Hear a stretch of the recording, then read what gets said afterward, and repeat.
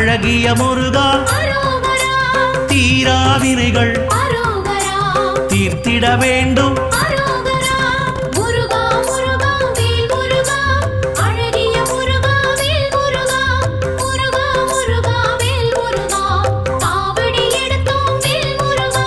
சுவாமி மலையனே ஏரகத்திரைவா அப்பனுக்கு பாடம் சொன்ன ஆறுமுகவேலா